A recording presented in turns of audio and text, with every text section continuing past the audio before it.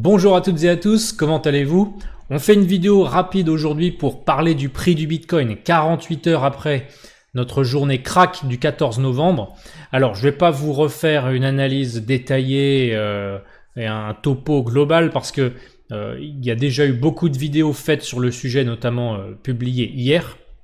Ce qui s'est passé, c'est simplement le scénario que j'évoquais depuis de nombreuses semaines maintenant, que j'ai répété et répété, c'est-à-dire la cassure de notre niveau support des 5800. C'est ça que je vous montrais depuis de nombreuses semaines, c'est cette grande phase de pré-cassure avec les acheteurs ayant de plus en plus de mal à créer de forts rebonds.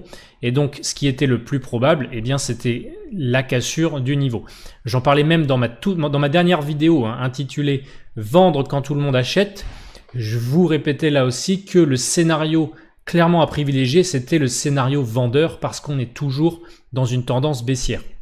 Donc j'espère que certaines ou certains d'entre vous ont pu suivre mes analyses et ainsi vous épargner toute cette baisse, voire même gagner de l'argent durant la baisse si vous aviez pris des positions short. Donc maintenant que notre support de 2018 est enfoncé, là c'est cette fois de plus encore plus clair que ce sont les bears, c'est-à-dire les vendeurs qui ont la main. Quand on était au-dessus, on était relativement horizontal, on avait une sorte de bataille entre acheteurs et vendeurs, mais je vous avais bien précisé que c'était toujours le scénario vendeur à privilégier. Avec la cassure du support, maintenant ça nous témoigne cela une fois de plus, et là la pression vendeuse est clairement bien plus forte maintenant que la pression acheteuse. Ce que Bitcoin semble mettre en place actuellement, c'est une phase de correction horizontale. On a trouvé un point bas vers les 5200, depuis on a rebondi légèrement, mais après un fort mouvement impulsif à la baisse, comme on a eu ici, ce qui a beaucoup de chances de se matérialiser maintenant, eh bien c'est une phase de correction horizontale, où en fait ce qui se passe, c'est que le flux d'ordre acheteur et vendeur s'équilibre pendant un certain laps de temps avant qu'un des deux camps reprenne la main, soit pour créer un nouveau mouvement impulsif baissier, soit un mouvement impulsif haussier, dans le cas où les acheteurs reprendraient la main sur les vendeurs. Donc ce mouvement correctif horizontal, il peut être plus ou moins grand, soit on reste dans le range 5200 à 5600, on peut même avoir un pullback, c'est-à-dire un retour du prix sur notre ancien support de 2018, donc la zone des 5700 à 5900. La phase de correction horizontale qu'on a pour l'instant peut nous amener et avoir un retour sur ce support pour le retester.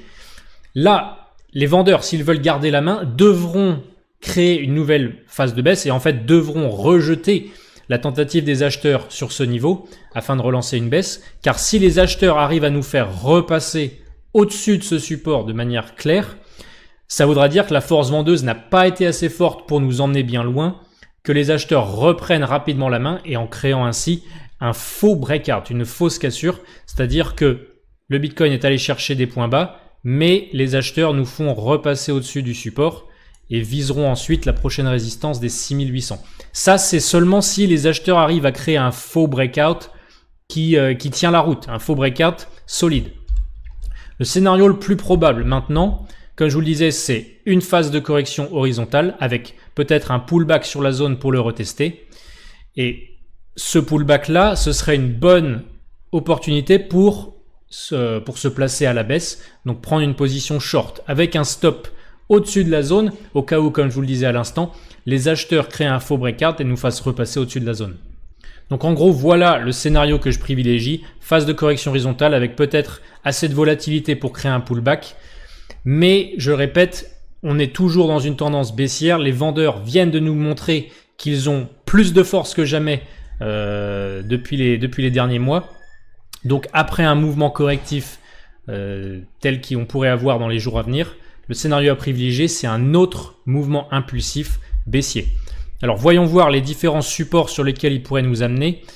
On va avoir une zone support vers les 5000 $, vers les 4900 à 5000 $. Déjà les 5000 $, ce sera un seuil psychologique. Donc vous allez avoir pas mal d'acteurs qui vont vouloir acheter sur les 5000 $. Et si jamais les 5000 $ sont rompus, là, vous allez avoir pas mal d'acteurs qui vont commencer à rentrer dans une nouvelle panique en se disant si 5000 $ est cassé, je veux plus de Bitcoin. C'est pour ça qu'on appelle un seuil psychologique. Techniquement, il y a peut-être pas grand-chose sur les 5000 $ d'un point de vue support, mais d'un point de vue psychologique, les nombres ronds tels que les 5000, etc., ils ont leur importance et peuvent créer soit des ordres d'achat importants, soit des ordres de vente importants si jamais le seuil est rompu à la baisse. Donc notre prochaine zone support, pour résumer, elle est aux alentours des 5000, entre 5100 et 4700 $. En dessous cette zone, si jamais on venait à la casser à la baisse, alors le prochain support, là, il serait vers les 3700 $ à 3900 $, et ensuite ce serait là les 3000 $, notre fameux gros support long terme sur Bitcoin des 3000 $ qui serait visé. Donc voilà comment on peut trader Bitcoin, toujours biais vendeur à privilégier. On peut profiter d'un retour sur les 5800 là pour prendre une position short en vue d'aller chercher des nouveaux points bas sur Bitcoin, avec bien sûr un stop loss au-dessus de la zone au cas où les acheteurs nous feraient repasser au-dessus, créant ainsi un faux breakout. Voilà, ça sert à rien sinon de vous aventurer sur 50 altcoins à la fois. Ce qu'il faut vraiment surveiller en ce moment, c'est Bitcoin, et si jamais le marché repart à la hausse, notamment avec un faux breakout, il faudrait vous focaliser sur quelques altcoins seulement. Ça sert à rien de vouloir acheter 50 altcoins, il vous faut vous focaliser sur 3 ou 4 altcoins, car si Bitcoin repart à la hausse, vous avez très très grande chance que toutes ces altcoins repartent elles aussi à la hausse. Donc que vous en preniez 3, 4 ou 50, dans tous les cas, il y a de grandes chances que chacune d'entre elles monte. Sauf que gérer 50 trades en même temps, c'est beaucoup moins efficace que d'en gérer 3 ou 4. Voilà pour l'analyse rapide du Bitcoin et différents scénarios de trade qu'on peut envisager. Je vous souhaite à toutes et à tous un excellent week-end. À très bientôt. Ciao.